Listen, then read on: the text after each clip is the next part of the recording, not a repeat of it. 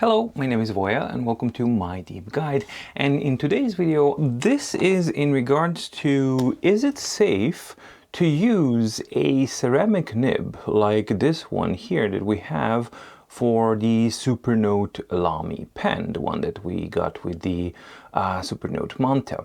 So this is an excellent little pen, and these have like really nice round smooth 0.3 millimeter ceramic nibs.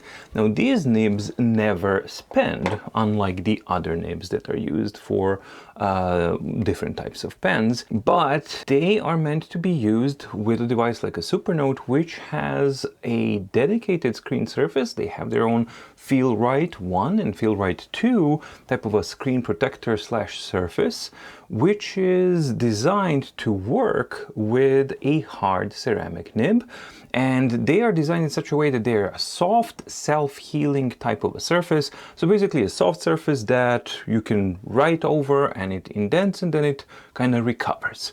So that's fine. However, there was a long-standing question, what about using a pen like this on a traditional glass or plastic-like device? For example, in this case, the Go 10.3. So first of all, why would I even consider doing something like this? Well, if you watched my last video, I was deciding which device will stay and which will go between my old Note Air 3C and the Go 10.3, and for myriads of reasons, I've stuck with the Go 10.3. If you're interested more about that process, you can check more on the video up here. One of the things that I do find lacking on the Go 10.3 when compared to the Note Air 3C, doesn't feel as good to write on when using a traditional pen. So this is the pen that I normally use. This is the Kindle Scribe Premium pen. It's using a Boox nib, and these nibs spend over time, you change them, and that's that. However, when I use it on the Go 10.3, there is that level of hardness that I do feel.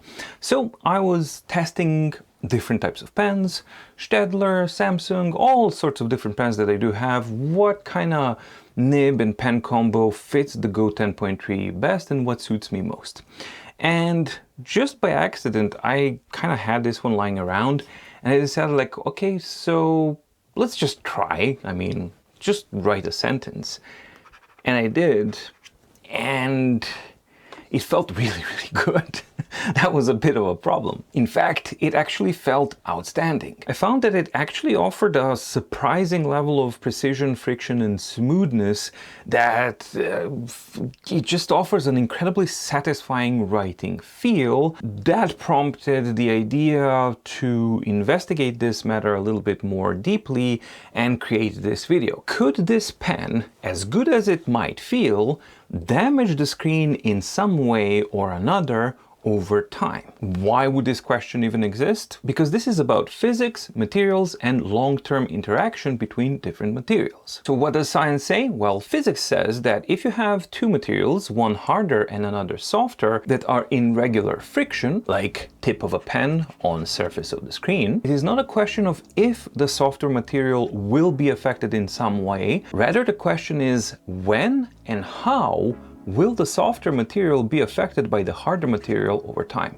And in this case, we have the harder material, which is the ceramic nib, and the softer material, which is the hardened glass. So with that in mind, let's set out and try and find out how soon and in what way any kind of visible changes or reactions might we expect to see on a screen of this type if we use a pen of this type. Even though this is a more scientific dive into this kind of subject, I'm gonna keep it really, really simple and straightforward so that everyone can easily follow, and I'm gonna try and make it as least dense as possible. If you require some type of clarifications on what type of calculations were used, ask down in the comments down below. So with that in mind, point number one that I was interested in to kind of calculate and understand was the material hardness characteristics of the ceramic nib and the hardened glass, typical type of hardened glass that these devices use. And the question is, can ceramic generally as a material scratch glass generally as a material? And the answer answer to that question is, under the right circumstances, yes, it can. Because ceramic measures at Mohs around 8-9 scale, and hardened glass is at around 6-7. So definitely ceramic is harder than glass, and therefore glass is the material that is going to be affected when these two materials interact. So under the right circumstances, that means that this pen can theoretically scratch this screen. But is that strictly true? Because do we have the right circumstances in this combination? Well, not quite. You see, in order to scratch something, you need a sharp edge or jagged. And in this case, we most definitely do not have that with the ceramic nib here, because the ceramic nib on this pen is really, really round and really finely machined, as you can see in these microscopic images. The nib is smooth and rounded, and there are no sharp edges to be found. So this in itself all but eliminates the possibility of this pen and this nib scratching this screen. But does that mean that we are out of the woods and we're safe? Well, no, because friction and interaction between these two materials is still going to occur. So while we might not see scratches, it does not eliminate the possibility of surface wear over time. Now, in order to estimate, guesstimate, or try and kind of hypothesize something like this, we need two more elements. We have the hardness, or how much pressure, weight, in other words, force, is being exerted on the surface of the screen while we are writing. I managed to find a research study that I'm going to read just the information here because I don't want to misspell something. So the research name is Quantitative Evaluation of Handwriting Factors that Affect Pen Operating Skills. And the research was done by Sho Hori and Katsuyuki Shibata. You can see the details of the study in question here. And it's a really interesting study that does quite a few things. And one of the aspects of handwriting pressures that they have a really interesting table here with the findings, and here they actually kind of show the writing surface pressure in grams, which we will convert to newtons so that we can use appropriate amounts of force. So using the data from this study, I was able to extrapolate the following values. And instead of me trying to remember the data, I'm just gonna read it out from the paper that I've prepared here. So let's read without the use of glasses for near. The age, what a wonderful thing, isn't it? So what that means is that people apply between 0.8 and 5 newtons of force when writing, and that is the force that's applied on a writing surface. However, most users fall somewhere in between, which means that we can round that figure to somewhere around 2 to 3 newtons of force during normal writing. Now, if we take into account the Supernote pen in here that has a rounded tip with a diameter of 0.3 millimeters, that means that the small contact area concentrates force, creating a pressure at the contact point, but it's also rounded, so it's not a sharp point. So that estimated contact pressure ranges from 2.9 megapascals for light writing and up to 17.5 megapascals for heavy writing. That is a considerable amount of pressure. However, for context, it's nowhere near enough to cause anything meaningful of consequence as far as damage, direct damage is concerned for the glass that the Go 10.3 is using. Because for context, the Boox screen glass has a hardness of 600 to 800 megapascals, which is much higher than these values. So regarding the writing pressure question and ceramic versus glass, even though ceramic is a harder material than the glass, the conclusion is that the combined forces and pressures that are involved in regular writing type of actions are nowhere near enough for the ceramic nib of this type to cause any meaningful deformation or damage to the glass of the surface of the screen of the Go 10.3 in this case. Alright, so we've tackled material hardness. Nope, no meaningful damage there, but some wear can happen. Then we plugged in the writing pressure calculations, and here we see that this is again not something that can meaningfully affect the glass to immediately cause some damage. Now finally, we have to take into account the fact that these surfaces on these types of devices, this is not perfectly smooth glass. In fact, this is a paper-like type of surface of the glass. It's not a film or anything like that, it's the glass itself that has a certain type of roughness. So the third aspect that we have to take into consideration is the surface roughness of the screen of the Boox Go 10.3. And for that, I just have the tool to measure it really precisely. I'm going to be using the Acertech Handy Surf 35 Plus, which is a lab device that is designed to measure exactly this: surface type of roughness and roughness type. I love this device, and I've been using it now to incorporate it in the ever-evolving and shaping and almost finished DAF, or the display analysis framework, that I've been working on. It's an enormous endeavor, but it's getting there. So one of the tests that I'm going to be doing there in the scope of the whole DAF is the surface roughness. So this device and this type of measurement really gives you an awesome amount of information and insight into the surface that you are measuring. And in our case, when we are dealing with writing type of surface, it's a really insightful kind of thing. And the two values that are of significance here are RA, or basically average roughness, which measures at 0.602 micrometers on the Boox Go 10.3, and the RASD, which is the roughness variation measurement, which measures at 0.521 micrometers. These values confirm what we already know, that the screen of the Go 10.3 is not perfectly smooth. It's intentionally created to mimic a paper-like type of feel, and that provides a satisfying tactile resistance. But it also increases friction between these two materials because it's rougher. So now, equipped with all of these three pieces of information, so the hardness information, writing pressure, and the surface roughness, it was possible to at least make a guess and an estimation of what may happen and when. So what is the long-term effect? We already know that it's not an if,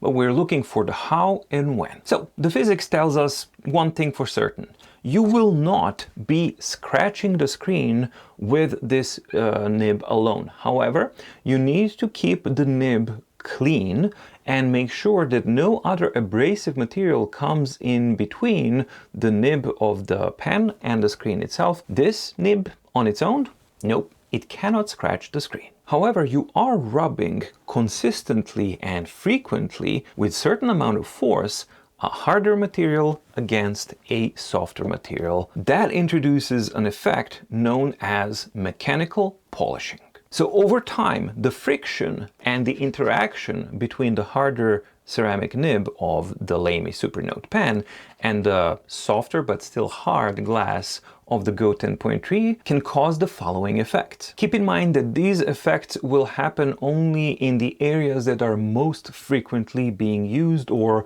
where you are most frequently writing. First, you can expect to see gradual flattening of the surface texture area, which means that the roughness is going to drop down and the paper-like type of feel is going to become less pronounced and more smooth. Same thing happens, you are polishing effectively the contact zones between the screen and the ceramic nib. And that in turn is going to increase the glossiness in those areas of the screen. Decreased roughness means decreased friction in the high use areas, which means a more slippery type of a writing feel. And local reflectivity levels are going to be increased. So the glossiness changes and then reflectivity levels also change.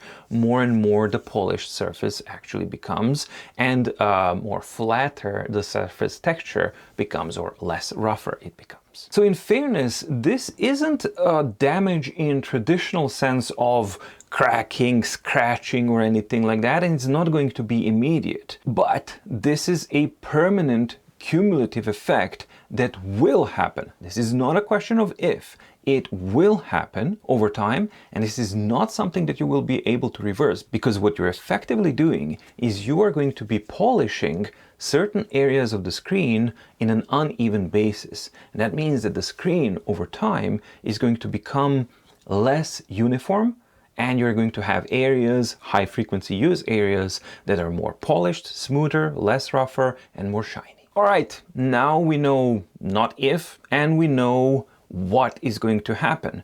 The last remaining part of the puzzle is when.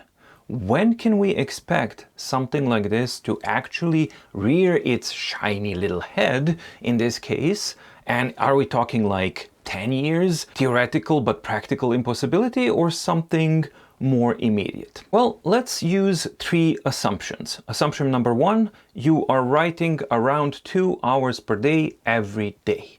Assumption number 2, you do not rotate your screen and your screen is always oriented in the same place, which means that due to your writing habits, certain areas of the screen will have more frequent contact than the others. And assumption number 3, your nib and screen stays clean. So with those assumptions in place, what are the results that we can expect over time? In the period of 0 to 30 days or up to 60 hours of interaction of this type, you can expect to see no observable changes on your screen. In 30 to 60 days or 60 to 120 hours of interaction, under certain angles, you can expect to start to see minor glossiness and unevenness in certain high contact areas. In the period between 60 and 100 days or 120 and 200 hours of interaction of this type, you can expect to start to actually feel certain tactile differences in certain